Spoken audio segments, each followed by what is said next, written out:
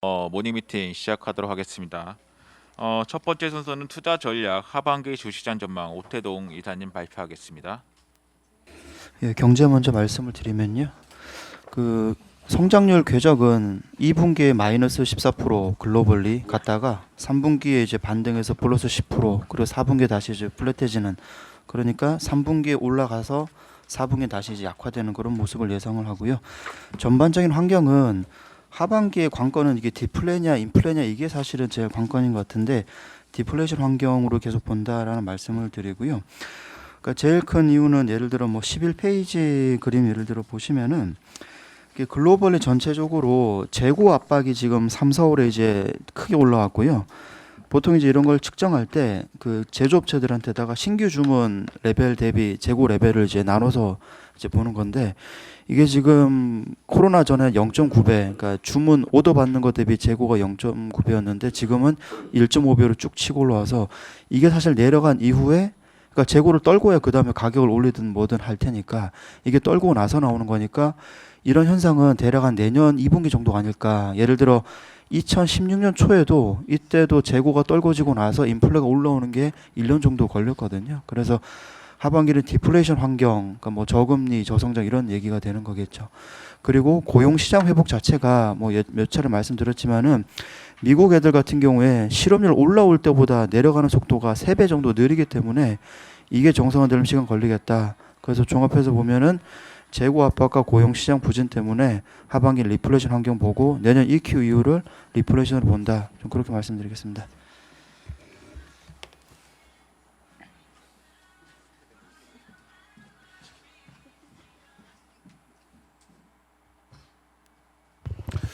네, 주식시장 전망 이어서 발표드리겠고요. 간단하게 54페이지부터 3장 장표를 통해서 설명을 드리도록 하겠습니다. 이번에는 지수 밴드를 한 3가지 시나리오로 제시를 해드리겠고요. 첫 번째 54페이지가 베이스 시나리오입니다. 대략 한 7월 정도 8월 초까지 강세를 보인 다음에 이제 박스권으로 진입하는 확률을 저희는 70%의 확률로 가장 유력한 시나리오로 제시를 해드립니다. 오늘 미국 주식시장 54페이지입니다. 네, 오늘 미국 주식시장 급등 또 했는데요. S&P 500 지수 기준으로 3,000포인트는 PER 멀티플 21배가 넘어가고요. 그리고 EPS 그로스를 감안한 뭐 PEGR은요, 역대 최고 수준을 이미 경신을 하고 있는 상황들이거든요. 이렇게 미국 주식시장이 코로나19에도 불구하고 이제 급등하는 이유는요, 결국은 강력한 경기 부양 정책과 그리고 3분기 경기의 강한 리바운드 기대를 선반영하고 있다라고 생각이 듭니다. 참고로 그 미국이 그 코로나19로 해고된 근로자가 2,150만 명인데요. 그 중에서 60% 정도는 실제 본인의 임금 소득보다 더 많은 해고 수당을 받고 있는 상황들입니다. 그러다 보니까 코로나19만 좀 사라지면은 뭐 소비라든가 이런 것들이 빠르게 회복될 거다라는 기대들을 좀 하고 있는데, 이러한 그 특별 실업수당 이런 것들이 7월 30일자로 끝나요. 그렇고 나면 오히려 7월 30일자 끝난 다음에 직장을 다시 복귀하게 되면요, 소득이 감소하는 아이러니한 현상이 발생하거든요. 그래서 정책의 모멘텀, 미국의 정책의 모멘텀은 7월 말이 고점이다라고 보고 그런 부분들을 지금 주식시장이 선반영하고 있다라고 판단됩니다. 올해는 실적이 부진하겠죠. 부진하기 때문에 올해 실적은 또 기업들이 잘못해서 나오는 부진도 아니거든요. 그래서 내년도 실적을 시장은 이미 고려하고 있는데요. 내년도 EPS가 5% 정도 하향 조정했을 때 멀티플 11배 적용했을 때 2,150 정도 제시가 된다라고 말씀을 드리겠고, 하반기 때 가장 변동성이 크거나 불확실성이 크거나 혹은 위험한 시기는 가을이 될 가능성이 높습니다. 2차 미국에서 유럽에서 팬데믹에 대한 우려도 있고요. 그리고 앞서 경제 파트에서 말씀드렸듯이 3분기 급반등 이후에 4분기부터 미국 경제가 다시 슬로우해지느냐 여부들도 관심사항이고요. 그리고 11월 미국 대선을 앞두고 트럼프 대통령의 선거 전략도 사실은 불확실성 요인이다라고 말씀드리겠습니다. 두 번째로는 베스트 시나리오는요, 저희 예상과 달리 미국 경제 지표가 계속적으로 4분기에도 호조를 보이는 경우인데요. 미국의 통화라든가 재정 정책은 그럼에도 불구하고 이 경기 회복의 지속성에 대한 의심 때문에 기존에 쓰고 있는 부양 정책을 처리하지는 않을 것 같아요. 다시 말씀드려서 기존의 정책들이 들어오고 있는 상황에서 디플레이션이 아니라 오히려 인플레이션 시점이 좀 빨라지는 기대를 하게 되면요, 오히려 연말까지 시장은 계속 상승할 수도 있겠다라고 볼 수 있는데 확률은 10%로 봅니다. 이럴 경우에는 하반기 내년도 이익 전망이 하향 조정되지 않을 거다라는 기대 때문에 적극적으로 내년도 이익 전망을 반영하면서요, 2,300까지는 열어놓을 수 있겠다라고 볼 수 있겠고요. 마지막으로 워스트 시나리오로 확률 20%입니다. 지금이 주식시장의 고점인 경우가 되겠고요. 미국 경기가 시장의 컨센서스보다 좀 부진한 경우죠. L자형 흐름들로 진행되고요. 그리고 지금 미국에서 2,150만 명이 코로나19로 해고가 되었는데요. 사실 이 중에서 80%는 본인들을 임시해고자라고 신고를 했어요. 임시해고자라는 얘기는 6개월 이내에 직장에 복귀가 가능하다라고 신고한 사람들이거든요.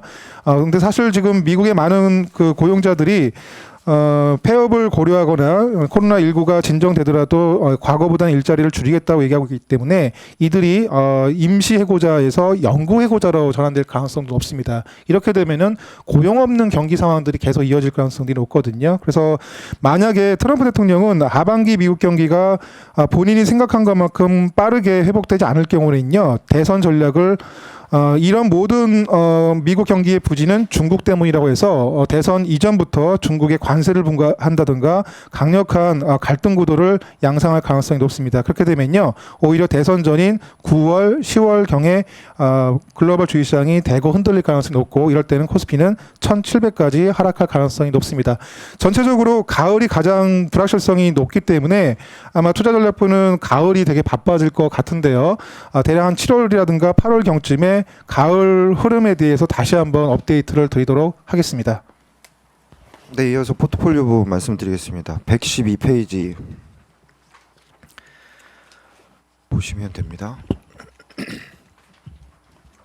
하반기 추천 업종은 이따가 뭐 저희 기업 쪽에서도 말씀을 드리겠지만 핸셋이나 이런 것들이 지금 상당히 안 좋은데 그런 부분들이 좀 올라올 거다라는 기대가 좀 있고요. 그리고 최근에 좀 분위기가 괜찮은 2차 전지 관련한 뭐 자율주행 전장화 이런 것들은 하반기에 계속 힘을 낼 거다 이렇게 생각을 합니다. 그러면서 자동화나 이런 이슈들이 코로나19 이후에 좀 더 이슈화가 될 거다라고 생각을 하고 있습니다. 아이디어는 한 3가지 정도로 정리해 드릴 수 있을 것 같아요. 첫 번째는 포스트 코로나19 이후의 그런 모습들, 그리고 두 번째는 뭐 성장주와 가치주가 상당 부분 이제 양극화가 되어 있는데 이 올드 이코노미에 대한 주가가 좀 부활할 수 있겠느냐 이러한 부분들, 그리고 마지막으로 약간은 장기화적인 모습이지만 고령화 관련한 얘기들이 올해 하반기부터 내년부터는 좀 더 이슈화가 될 것 같다 이렇게 봅니다. 하나씩 꼭지 정도 간략하게 말씀을 드리면 그 바로 아래 페이지 113페이지 보시면요. 코로나19 이후에 어떤 기업들은 이런 인력에 대한 리스크 요인을 최소화하기 위해서 노동의 자동화를 좀 추구할 거다라고 판단을 하고 있고요. 이런 상황에서 나타나는 기술적 실업을 메이크업하기 위해서 정부는 공공부문 일자리 확대나 아니면 대규모 일자리 재정 정책을 필 거다라고 생각을 합니다. 다만 경기가 좀 악화되는 모습이 나와야 대규모 일자리 정책들이 더 확실히 나올 수 있기 때문에 그러면 이런 기술적 실업에 대한 부분이 훨씬 더 빠르다라는 생각들이 좀 들고요. 가게 입장에서도 뭐 무노동 유소득에 대한 생각들이 있어서 최대한 구직 활동을 그렇게 빨리 가져가지 않는 이런 모습들이 나타나면서 코로나19 이후에는 어떤 이런 일자리에 대한 그러면서 거기서 나타나는 파열음이 가장 중요하지 않겠나 이렇게 생각이 됩니다. 그렇게 본다면 어떤 자동화나 FA나 이런 쪽에 대해서 상당히 많이 준비되어 있는 이런 기업이나 아니면 그런 것들을 적극 활용하는 이런 기업들이 수혜가 될 거다라고 생각을 하실 수 있을 것 같습니다.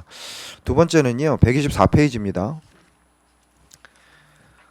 올드 이코노미의 부활 가능성을 어떻게 보느냐라는 질문들이 상당히 고객들이 많이 해주십니다. 저희는 제목에 있는 것처럼 짧은 상승만을 기대한다라는 게 저희의 결론이고요.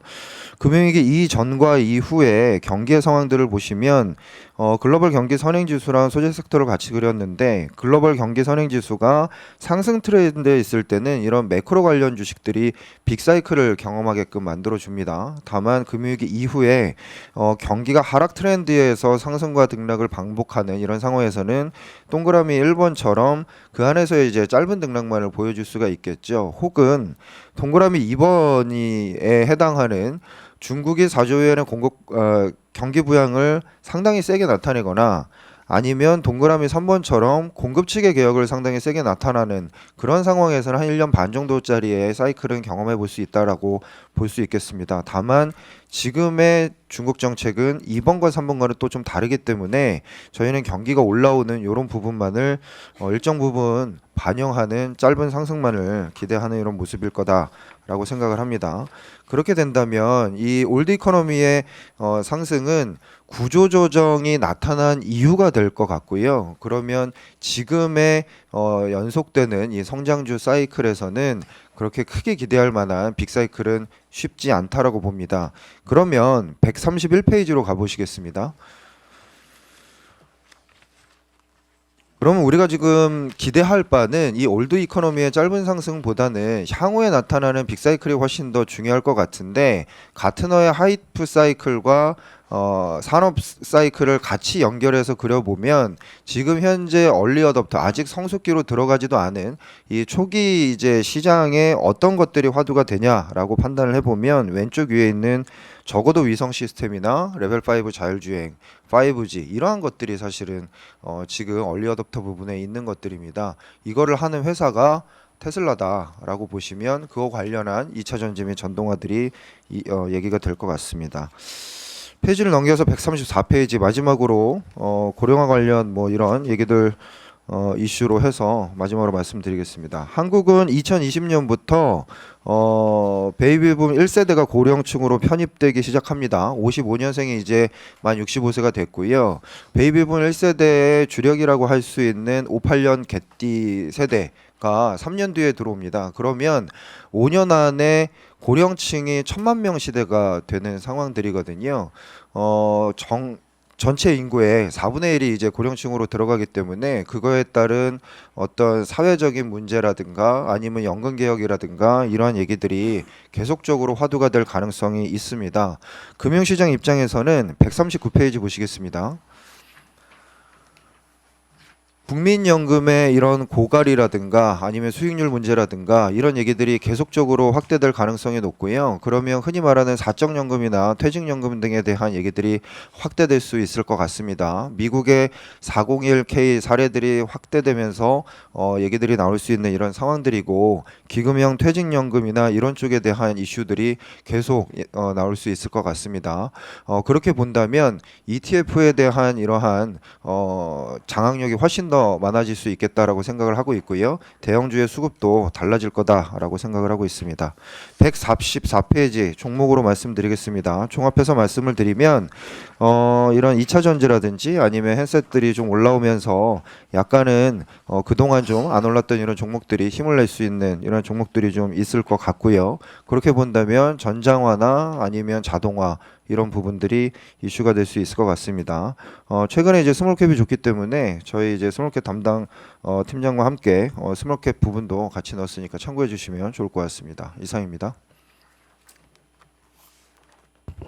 저희가 작년 연말에 이제 올해를 바라볼 때는 사실 코로나 이슈라는 게 전혀 생각지도 못했던 이벤트였고 이제 그런 이벤트가 이제 발생되고 조금 극복해 가는 과정에서 올 하반기를 전망하고 있는데 작년 연초에 저희가 생각했던 부분들과 뭐 올 지금 시점에서 하반기를 바라보는 이런 관점에서 좀 차이라든지 그러니까 작년 연말에 올해 바라봤던 부분하고 지금 바라보는 부분하고 뭐 차이나 변화 이런 것 좀 코멘트 부탁드릴게요. 작년에 이제 2020년도 가장 큰 이벤트는요. 이제 레이트 사이클이라는 화두가 있었거든요. 10년 장기 호황에 따른 그 후유증들을 어떻게 금융시장이 해결할 것이냐. 그럼에도 불구하고 미국 대선이라는 이벤트가 있기 때문에 올해는 적어도 미국 경기를 차갑게 만들지는 않을 거다라는 게 이제 시장의 분위기였었어요. 그래서 저희 같은 경우들은 이제 올해 주식시장을 상반기가 좋고 하반기는 모멘텀이 약화될 거다라고 이제 봤었는데 갑자기 이제 코로나19가 탁 터지면서 이제 레이트 사이클 뭐 10년 장기 호황했다는 후유증 이런 얘기들을 아무도 안 하고요. 지금은 오히려 거의 무한대로 들어오고 있는 이런 통화 재정 정책에만 지금 초점을 맞추고 있는 상황들이거든요. 그리고 오히려 대통령 선거 자체도 미국 대통령 선거 자체도 연초만 하더라도 약간 이념 경쟁으로 갈 뻔했었거든요. 뭐 민주당의 엘리자베스 뭐 로렌 그런 사회주의자와 그리고 트럼프 대통령의 자본주의 간의 싸움 뭐 이런 것들을 했는데 지금은 사실은 대선도 민주당은 바이든이라는 보수주의자가 사실은 이제 대표 주자이기 때문에 대선에 대한 그런 이념 갈등보다는요, 이제 중국 대리로 갈 거냐 이런 쪽으로 좀 변질이 되고 있는 것 같아요. 그래서 결국은 올해 지금 바뀌어 있는 부분들은 코로나19로 망가진 미국 경제가 어떤 속도로 회복될 수 있느냐, 빠르게 회복될 수 있느냐, 아니면은 기술적인 회복 이후에 다시 둔화될 거냐 이런 것들이 이제 관건인데 저희 이코노미스트 의견은 3, 4분기 때 기술적인 반등이 급히 나온 다음에요. 4분기, 내년도 1분기 때 정책 모멘텀이 약화되면서 다시 한번 조금 둔화되고 그리고 진짜 실물 경기 회복은 내년도 2분기 이후부터 나올 거다라는 게 저희 매크로 뷰예요. 그렇게 보면요. 주식시장도 이런 매크로 환경들을 미리 반영한다고 보면요. 뭐 3분기 초반까지 가격 상승은 대부분 이어지고 그 다음에 내년도 1분기 저점 이후에 경기 회복되는 것들을 기다리면서 좀 버티는 국면으로 가고요. 그런 다음에 현재 매크로 뷰만 보면요. 내년도 주식시장은 상반기보다 하반기가 좋아지는 이런 식으로 이제 그림을 그려볼 수가 있는 거죠. 아까 매크로 쪽에서 얘기했지만 재고 부담이 좀 많이 있는 상황인 것 같은데요. 지금 저희 뭐 핸드폰이나 뭐 자동차 판매 대수로만 보더라도 저희가 예상한 것보다는 좀 이제 미진한 것 같은데 지금 이제 2분기에 실적이 안 좋아지면은 이제 그 실적 하향이 일어나게 되면은 이제 밸류에이션 부담도 많이 얘기를 할 것 같은데요. 여기서 2분기 실적이 생각보다 안 좋으면은 뭐 좀 이런 그 고밸류 상황이 계속 지속이 될 수 있는지 설명 좀 부탁드리겠습니다. 지금 이미 밸류에이션은 엄청나게 비싸졌죠. 한국이나 뭐 다 비싸졌는데 지금 2분기 실적 부진을 우리나라 기업들이라든가 글로벌 기업들의 본인들의 경쟁력 약화 때문에 나온 건 아니라고 판단하는 것 같아요. 이게 외생 변수 때문에 나왔기 때문에 조금만 외생 변수 코로나19가 진정이 되면 다시 정상적으로 회귀할 거다라고 보기 때문에 오히려 2분기 실적보다는 하반기 실적이나 내년도 실적 전망이 중요한 것 같아요. 근데 지금 내년도 실적 전망이 126조 원 순이익을 보고 있거든요. 올해 대비 40% 증가할 걸로 보고 있어요. 근데 만약에 이 그림이 깨지게 되면은 하반기 때 문제가 됩니다. 내년도 실적 전망이 만약에 하향 조정이 되면은 그때는 정말 밸류에이션 부담을 느낄 것 같고 지금 시장은 벌써 내년도 실적 전망까지 반영해서 움직이고 있다라는 게 저희가 조금 걱정하는 부분이에요. 네.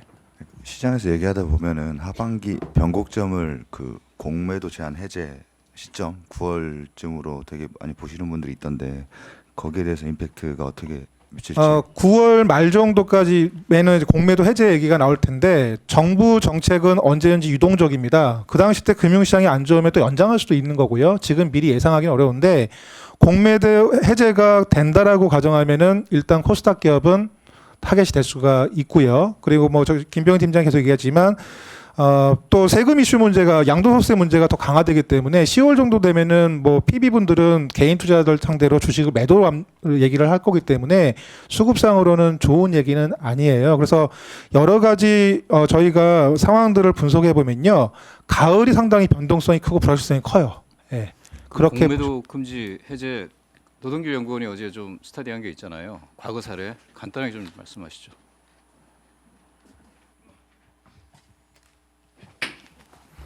예, 공매도 금지가 있었던 게 2008년 금융위기 때고 2011년 미국의 신용등급 강등이 있었을 때 2번 정도 사례가 있었습니다. 그때 기간은 금융위기 때가 거의 6개월이었고 2011년 때는 30일 정도였다 보시면 됩니다.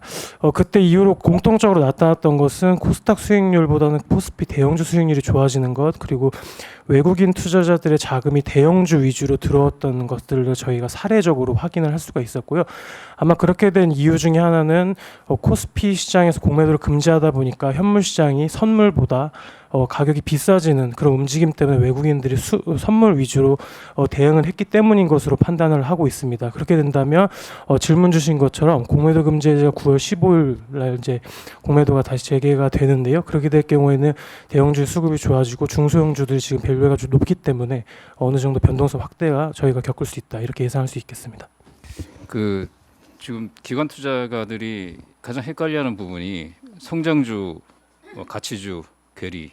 그러니까 아까 월드 이코노미 부활 가능성, 짧은 상승 이렇게 말씀하셨는데 2016년에서 17년 사이에 그 포스코나 이런 이제 소재주들이 상승했던 시기하고 지금하고 비교를 하면 어떤 것 같으세요? 아까도 잠깐 말씀드렸는데요. 그때 당시에는 인위적으로 공급 측을 개혁을 한 겁니다. 그러니까 뭐 철강회사나 이런 쪽들 4차 환경조사 하면서 이제 셧다운을 시킨 이런 상황들이거든요. 그런데 지금은 거꾸로 정책이 어떻게 나오냐면 한계 기업들을 파산시키지 말자라는 정책이에요.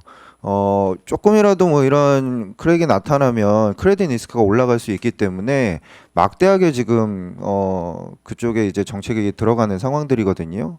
뭐 쉽게 얘기해서 미국 같은 경우에도 펄런 엔젤까지 사준다, 이런 것들은 자연적으로 시장에서 도태되는 그런 것들을 이제 막는다는 상황입니다. 그렇게 되면 이제 어떻게 되냐면 경기가 회복으로 다시 접어들 때 이런 한계 기업들이 제로금리에도 사실은 못 견디는 한계 기업들이 다시 제품을 생산하거든요. 그러면 그 기업들은 저가 정책을 쓸 수밖에 없는 거죠. 결국에 P가 상승할 수 있는 요인들을 오히려 뒤에서 또 끌어내리는 이런 상황들이기 때문에 저희가 짧은 상승만을 볼 수밖에 없는 그런 구조가 아니겠느냐, 이렇게 생각이 들고, 결국에는 이게 산업적으로 구조 조정이 나타나야 이 다시 빅사이클이 올 수 있겠다, 이런 생각들이 좀 들고요. 그러면 이 구조 조정이 나타나려면 결국에는 좀 큰 기업들이 작은 기업들을 전부 다 M&A 하거나 구조조정해서 다시 이제 공룡기업으로 태어난 다음에 원가를 확실히 떨어뜨려서 이제 그 다음부터 올라가는 그런 모습들이 좀 있지 않겠나 싶습니다. 그래서 상당 부분 3분기에 경기, 미국 경기가 좋아진다라고 생각을 하면 그때 경기가 좋아지는구나라고 하면서 지금 이제 가치주나 아니면 이 올드 이코노미 주들이 올라올 수는 있어요. 근데 그 올라올 수 있는 폭이 어떤 구조적인 그런 문제들은 아닌 것 같다. 좀 짧게 대응하시는 게 맞지 않느냐, 그렇게 판단하고 있습니다. 그 소위 얘기하는 그 구경제 종목들을 많이 들고 있는 매니저랑 얘기를 해보면 너무 싸다. 이렇게 싼 주식을 어떻게 팔고 또 한쪽 편에 지금 시세를 엄청 내고 있는 그런 종목들은 너무 비싸다. 이렇게 싼 밸류에이션상 이렇게 싼 주식을 팔고 저렇게 비싼 주식을 어떻게 사냐. 다들 이런 얘기들을 많이 하는데 그런 부분들은 저희가 어떻게 좀 대답을 할 수 있을까요? 그러니까 싸니까요. 튀는 거 가지고 누가 뭐라 그럴 사람은 없거든요. 그러니까 뭐 예를 들어서 PBR이 뭐 0.2배 뭐 이렇게까지 가는데 그게 0.3배, 0.4배 간다고 해서 뭐 당연히 이제 단계에 오를 수는 있다라는 거죠. 근데 구조적으로 이게 정말로 앞으로 이제 경기가 정말 좋아진다, 회복된다, 이런 자신감에 의해서 아니면은 정말 이제 피가 세진다라는 그 자신감에 의해서 올라가려면 PBR이 0.5배, 0.6배 이렇게 가야 되는데 그렇게 되면 또 밸류를 못 주는 이런 상황들이거든요. 그러면은 이거를 뭐 주가 수준에서 보면 바닥에서 뭐 30%, 뭐 40% 이렇게 튈 수는 있겠지만 이거를 계속 끌고 갈 수 있겠느냐. 그러면 올라오면 또 때려야 되지 않겠느냐. 이런 고민들을 하고 있다라는 겁니다. 결국에는 어떤 그 수요가 확인되지 않은 그런 상황에서 성장을 계속적으로 구경제가 끌고 갈 수 있겠느냐라는 이런 근본적인 또 고민들이 있는 거죠. 예, 다음 수 넘어가겠습니다. 스파코멘트 정기 변경 발표, 최창규 연구원 발표하겠습니다. 네, 어제 장 마치고 정기 변경 발표했고요. 정기 변경 보실 땐 두 가지만 보시면 됩니다. 예상했던 종목이 들어왔냐 빠졌냐 이 부분 보시면 되고요. 그리고 뭐니 해도 시총 비중이 어떤 종목이 제일 크냐 이 두 가지만 보시면 됩니다. 코스피 200부터 말씀드리겠습니다.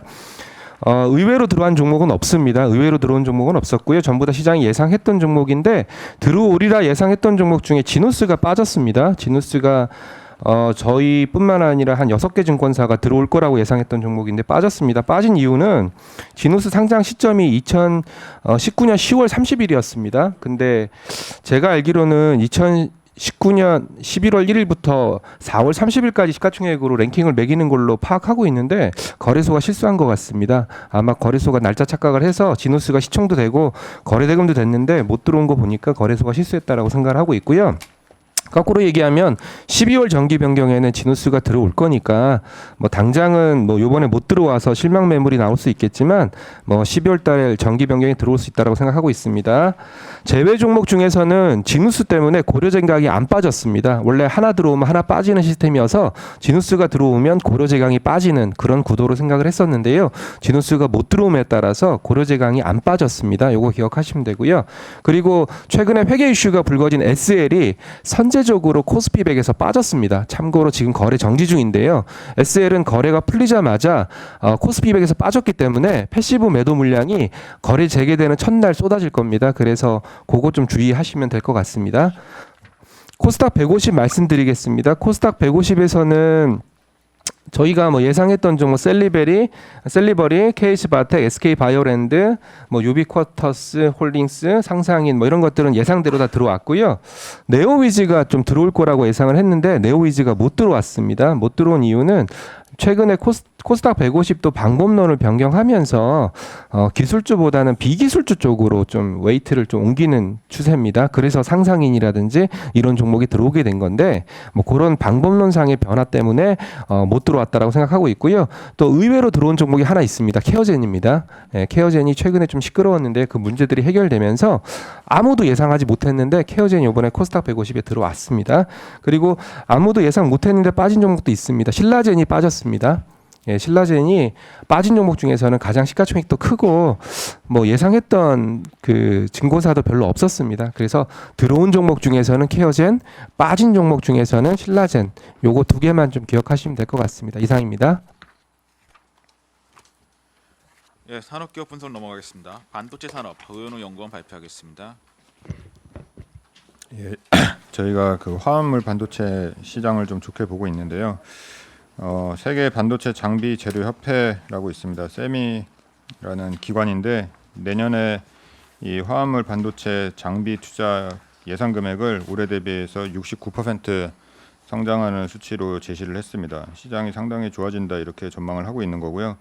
화합물 반도체는 크게 이제 두 가지가 있습니다. 실리콘 카바이드 반도체랑 갈륨 나이트라이드 반도체가 있고요.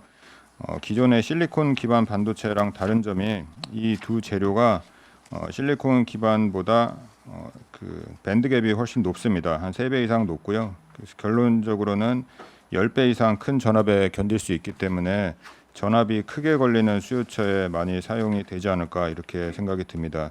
대표적으로 이제 5G 기지국 같은 것들이 있고요. 그리고 전기차에 들어가는 반도체는 대부분 실리콘에서 이 실리콘 카바이드라든지 갈륨 나이트라이드 변화될 거다 이렇게 생각을 하고 있습니다. 시장 조사 기관이 기관들마다 이제 수치는 조금씩 다른데 그 요리라는 기관이 있고요. 2024년까지 연평균 29% 정도씩 성장해서 2조 원 규모 시장이 될 거다 이렇게 예상을 하고 있고 ST 마이크로라는 회사는 한 3조 원 이상 될 거다 이렇게 예상을 하고 있습니다. 결론적으로는 이제 시작하는 시장이고요. 시장 자체가 이제 엄청나게 커진다 이렇게 생각을 하시면 될 것 같습니다. 관련된 업체를 해외랑 국내랑 좀 나눠서 말씀드리겠습니다. 일단 실리콘 카바이드 반도체는 실리콘 카바이드 이제 웨이퍼 만드는 기술이 중요하고요. 제일 많이 만드는 회사가 미국의 크리라는 회사가 있습니다. 이 회사가 현재 시장 점유율 한 60% 이상을 차지하고 있고 회사가 작년에 발표한 게 2024년까지 자기네 캐파를 30배 이상 늘리겠다 이렇게 얘기를 하고 있습니다. 그리고 국내 회사는 SIC 그 웨이퍼 사업부가 그 미국의 듀폰에 있었는데 이거를 작년에 SK 실트론이 인수를 했습니다. 이 회사도 여기에 이제 투자를 많이 하겠다 이렇게 얘기를 하고 있고요. SIC 이제 칩셋을 제조하고 있는 회사는 ST 마이크로라는 회사가 있습니다. 역시 미국에 상장되어 있고 2019년에 관련 매출이 2억 달러였는데 2025년까지 10억 달러 이상 매출을 목표로 잡고 있습니다. 그리고 이제 그 갈륨 나이트라이드 트랜지스터 증착 공정에는 MOCVD 장비가 중요한데 이거 만드는 회사는 미국의 비코라는 회사가 있고요. 국내 관련된 업체는 TCK랑 그리고 자회사 통해서 사업 진행하고 있는 ST라는 회사가 있고요. 이 두 회사는 저희가 이제 커버하고 있지는 않고 저희 이제 스몰캡에서 자료 쓰는 회사는 RFHIC가 있습니다. 이 회사 간단하게 이제 설명을 드리면 그 통신이랑 방산용 그 갈륨 나이트라이드 트랜지스터 제조하고 있고요. 지금 코로나19 때문에 상반기에 통신사 5G 투자가 좀 지연돼서 상반기 실적은 안 좋은데 하반기에 코로나19 좀 해결되고 투자 다시 늘어나면 실적 개선되지 않을까 이렇게 담당 애널리스트가 이렇게 좀 보고 있습니다. 화웨이가 그 최근에 이제 발표를 한 게 그 상반기에 중국 내에 5G 기지국 한 20만 개 정도 지었는데 하반기에는 이거 60만 개 이상 늘릴 거다 이렇게 얘기를 하고 있습니다. 그리고 이제 마이크론 어제 그 실적 가이던스 상향하면서 주가가 이제 많이 올랐는데요. 이제 관련돼서 좀 말씀을 드리면 원래 가이던스가 46억 달러에서 52억 달러 매출이었습니다. 중간값이 한 49억 달러 정도 되는 것 같고 이거를 53억 달러로 상향시켰습니다. 한 10%는 좀 안 되게 이제 상향을 시켰고요. 이유는 그 얘기를 안 했는데 저희가 이제 추정한 거는 회사가 3분기에 대한 가격을 마이너스로 추정했다가 저희가 그저께 자료 썼잖아요. 한 플랫 정도로 올리면 딱 이 숫자가 나옵니다. 그래서 회사가 원래 3분기를 되게 안 좋게 봤었다가 최근에 이제 가격 체결되는 것들을 이제 자기네들도 파악하고 있으니까 이 마이너스 ASP에서 한 플랫 정도로 올린 게 아닌가 이렇게 생각을 하고 있습니다. 저희가 삼성전자, 하이닉스처럼 마이크론도 이제 실적 추정을 이제 내부적으로 하고 있는데 저희가 원래 3분기 보던 숫자는 55억 불이었습니다. 그래서 그거 정도 수준으로 올라온다 이렇게 보시면 될 것 같습니다. 삼성전자, 하이닉스가 최근까지 이제 주가가 조금 안 좋았는데 이런 마이크론 실적 가이던스 상향한 거를 감안해도 이제 숫자 자체는 변하지 않거든요. 저희는 원래 이제 플랫 정도로 보고 있었기 때문에 근데 이제 센티먼트는 이제 좀 많이 돌아올 수 있지 않을까 이렇게 생각하시면 될 것 같습니다. 마이크론이 이제 올린 게 혹시 그 화웨이하고 좀 연관성이 좀 있을까요? 화웨이가 그 9월 이후에 그 사업이 좀 어려울 가능성이 있으니까 최근에 삼성전자, 하이닉스 그리고 마이크론 쪽으로도 그 선주문을 좀 땡기고 있다 뭐 이런 얘기들이 조금 있습니다. 근데 그거는 감안을 안 한 것 같고요. 회사가 감안한 거는 아까 말씀드린 대로 ASP 마이너스에서 한 플랫 정도로 올리지 않았을까 이렇게 생각하고 있습니다. 예, 다음은 화장품 산업 조미진 연구원 발표하겠습니다.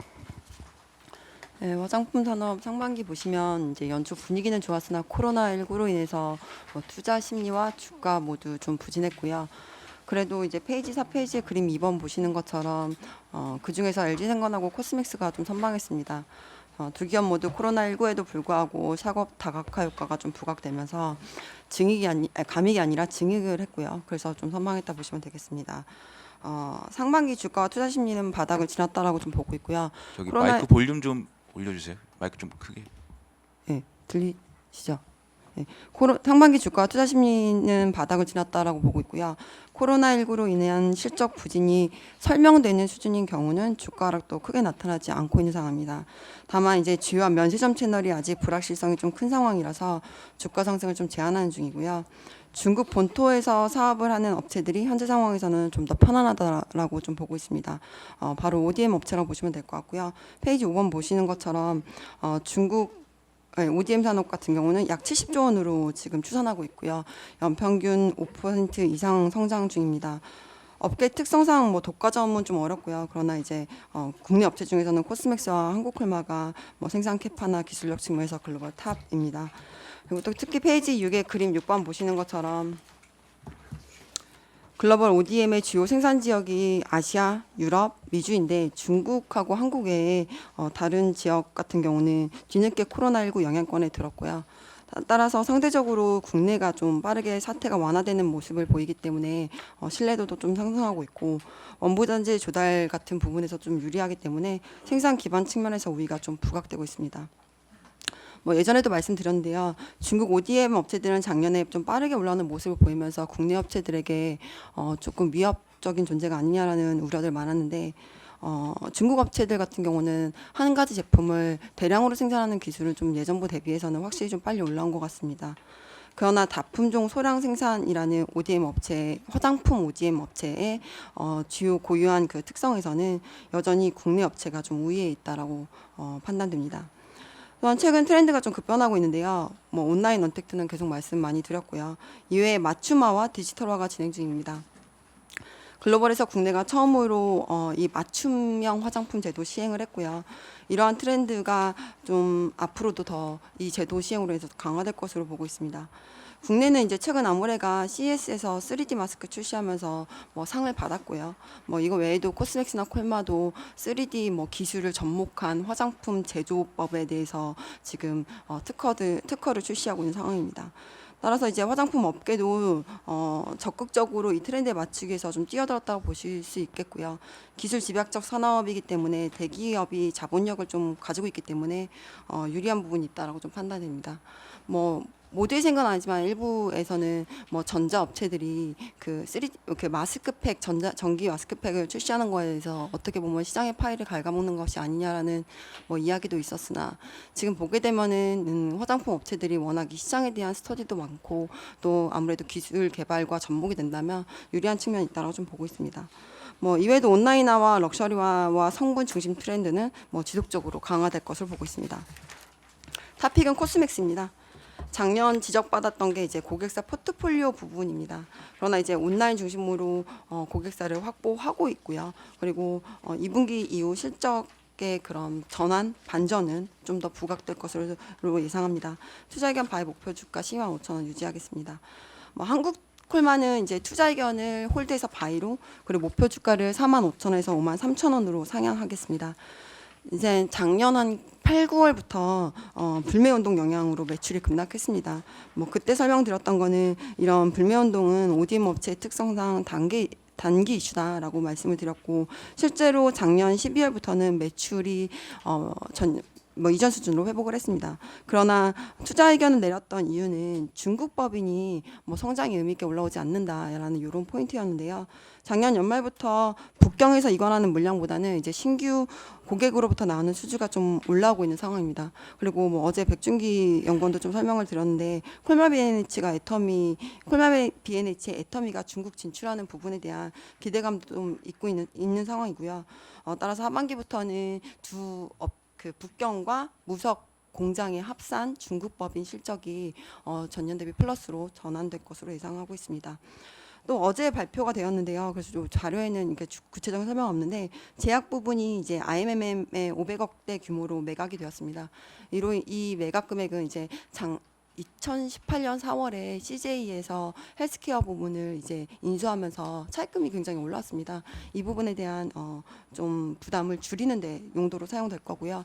그리고 기존에 이제 주력 사업부가 아니기 때문에 오히려 주력 사업부에 좀 더 집중을 높이겠다라는 뜻이라고 보시면 될 것 같습니다. 또한 내년 1분기에 HK 이노엠, 이게 CJ 헬스케어의 기존 이름이 HK 이노엠으로 바뀌었는데요.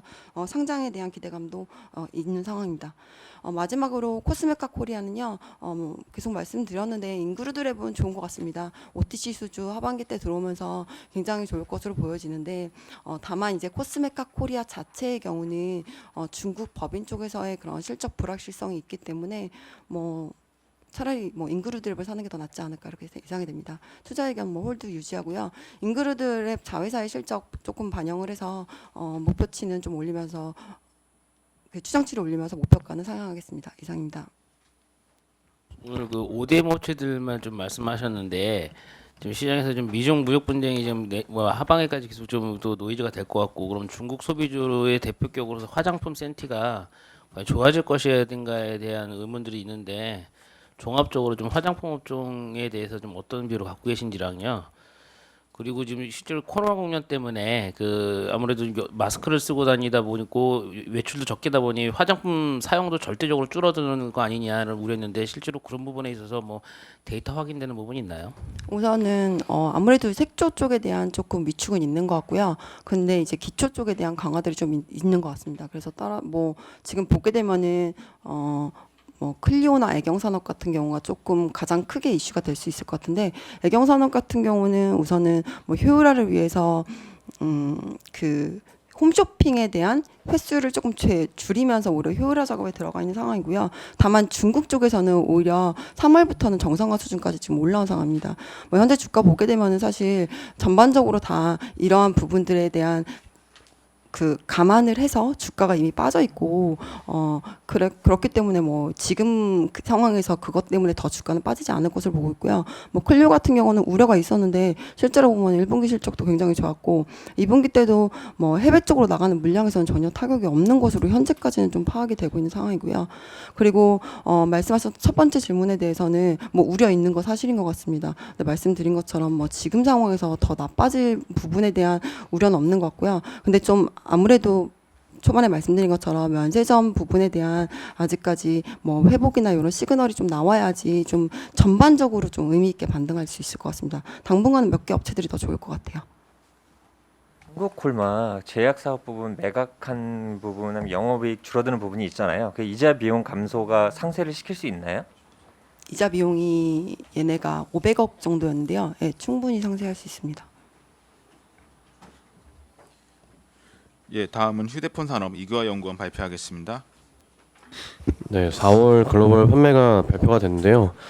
예상보다 좀 많이 안 나왔습니다. 근데 결론적으로 이렇게 되면 4월에 이제 바닥이 될 가능성이 되게 높아서 5월부터 이제 회복이 나올 거고요. 6월부터 본격적인 이제 회복이 나올 거라고 보기 때문에 전반적인 이제 업종 매수를 좀 권고를 드립니다.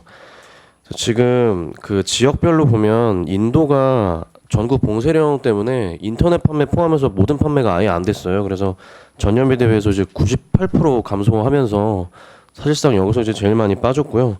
당연히 미국이나 유럽 같은 시장도 40-50% 이제 빠지면서 급감을 했습니다. 근데 지금 아시는 것처럼 인도도 일단 봉쇄령이 어느 정도 좀 해제가 되고 있고 미국이나 유럽도 일부 지역부터 시작해서 지금 봉쇄령이 조금씩 이제 해제되고 있어서 5월은 당연히 이제 4월보다 좀 나을 거로 보고요. 6월부터는 지금 삼성전자 신모델 쪽이 계속해서 중저가에서 출시가 될 거기 때문에 확실하게 좀 반등이 나올 거로 예상을 하고 있습니다. 그래서 지금 업체 중에는 인도 점유율 높은 전자랑 샤오미 판매 감세가 좀 두드러지는데 그 5월부터 아까 말씀드린 대로 인도 판매가 재개가 될 거기 때문에 전자는 4월이 바닥일 가능성이 좀 되게 크고요.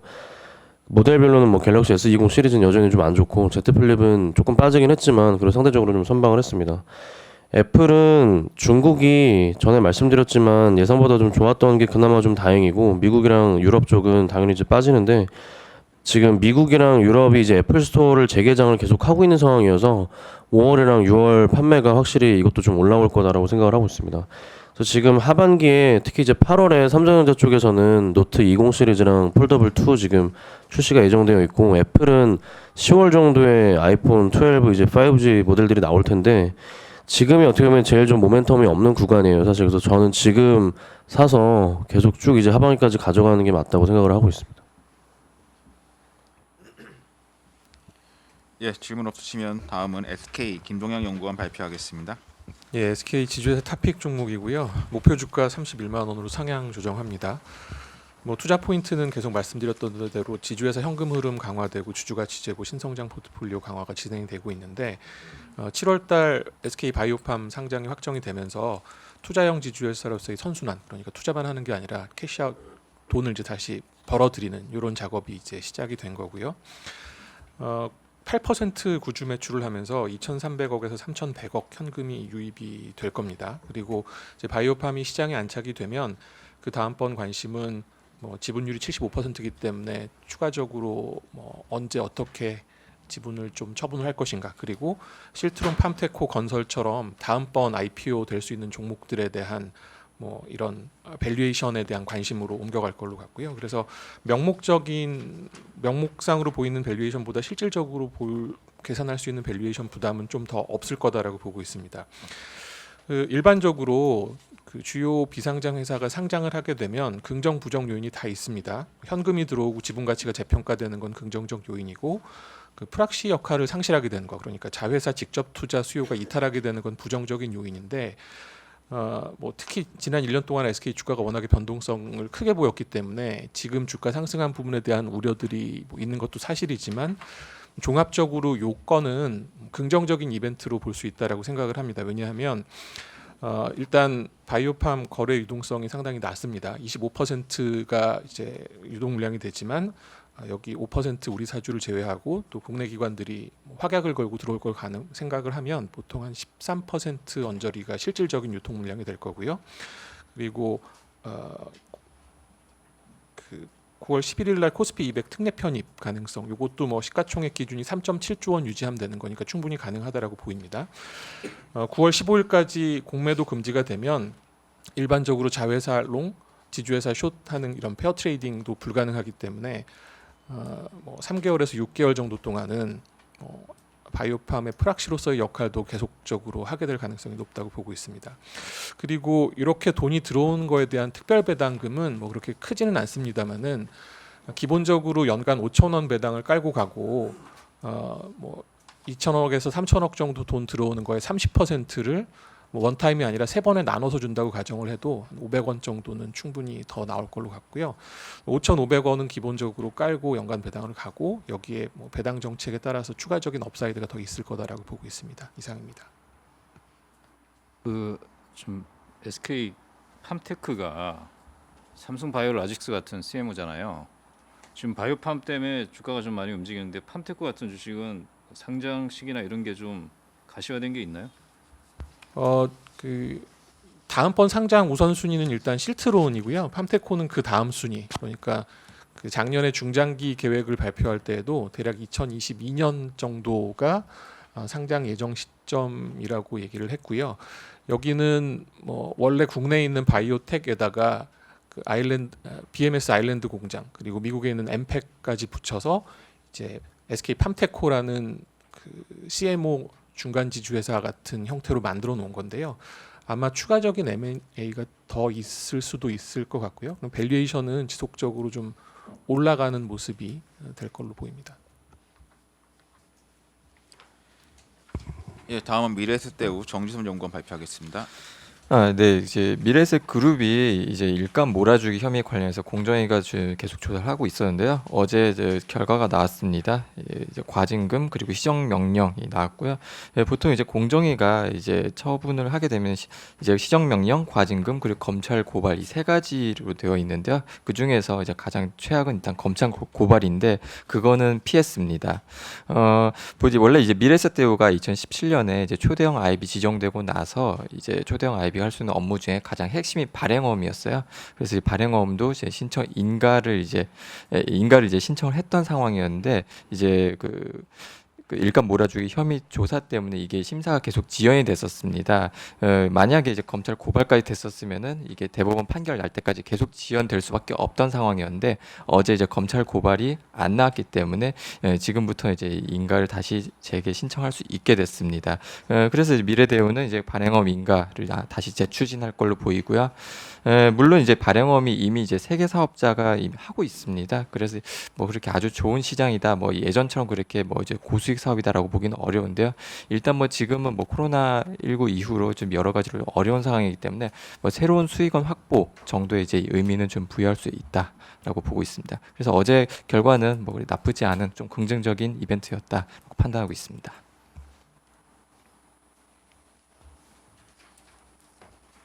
예, 발표된 일 모두 마쳤고요. 5월 28일 모닝 미팅 마치겠습니다.